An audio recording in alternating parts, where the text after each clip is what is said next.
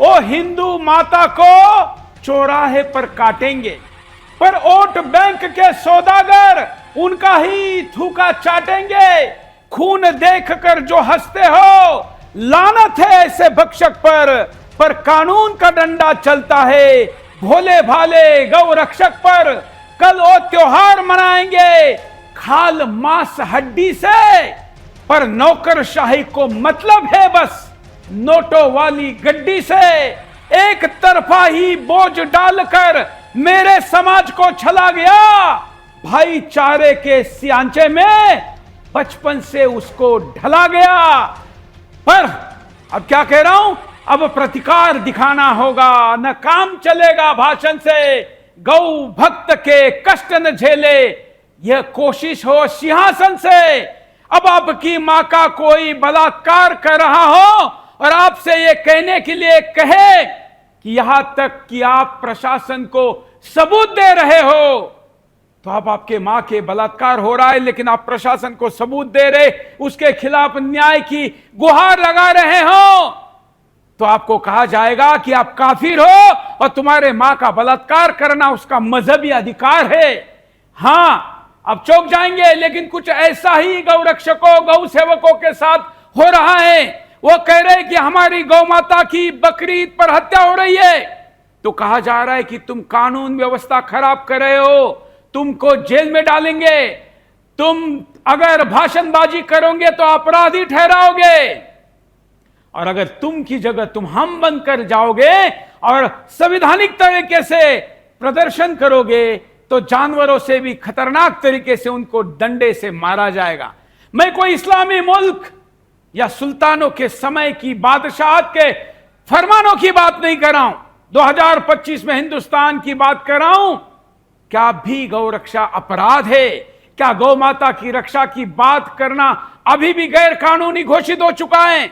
दिल्ली, मुंबई, भोपाल, लखनऊ, इस देश के ज्यादातर शहरों में कसाई खुलेआम हत्या कर रहे हैं, पुलिस मौन है। लेकिन अगर कोई हिंदू युवक अपनी मां की समान गौ माता को बचाने के लिए उसके लिए आगे आ रहा है तो उसको जेल में ठोसा जा रहा है।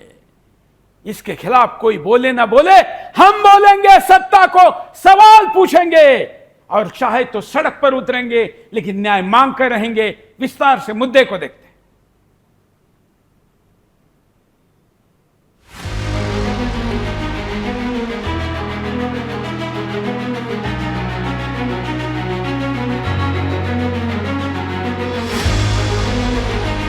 गौ हत्या पाप है, इसलिए कुर्बानी देनी है तो अपनी नफरती जहरीली सोच की दो।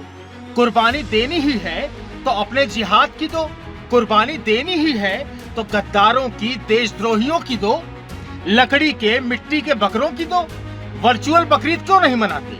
ये सारी फिलॉसफी और अंतहीन थ्योरी वाला, पर्यावरण बचाने वाला वनवे ज्ञान सिर्फ हिंदुओं के लिए है। तुम आसमानी किताब को संविधान बताकर कुर्बानी अधिकार बताओगे और हिंदू त्योहारों पर दुनिया बचाने का कैंपेन थोपोगे। बार बार कहा गया कि गाय को हम पूजते हैं, कानून बना दिया गया, लेकिन हिंदू आस्था को दस्तरखान में परोसने की जिद किए बैठे हो। क्यों नहीं रोकते उन हरे दानवों को? क्यों तकरीरें नहीं करते लाउड स्पीकर से? क्यों नहीं भाईचारा दिखाते? फतवा जारी करो, जो गाय काटता पाया जाए उसे क्यों नहीं जमात से बाहर करते? नहीं, तुम तो बस विक्टिम कार्ड खेलते रहो। ट्रकों में, टेम्पो में भर भर कर गायों को कत्लखानों में भेज रहे हो। जरा भी शर्म नहीं बची है तुम में। दुर्भाग्य देखो, सिस्टम भी एक्टिव नहीं दिखता। गौ हत्यारे कसाईयों को सबक सिखाने के बजाय गौ माता को बचाने वाले गौ रक्षकों को गिरफ्तार किया जा रहा है। क्या गाय बचाना गाय काटने से भी बड़ा जुर्म है क्या? बकरीद की आड़ में गौकशी करने वाले दोगलों पर कानून इतनी रहमदिली क्यों दिखा रही है? पुलिस की यह खामोशी सवालों के घेरे में है। कठमुल्ले कहते हैं कि ये 1400 साल पुरानी परंपरा है, हम तो कुर्बानी देंगे, रोक सको तो रोक लो।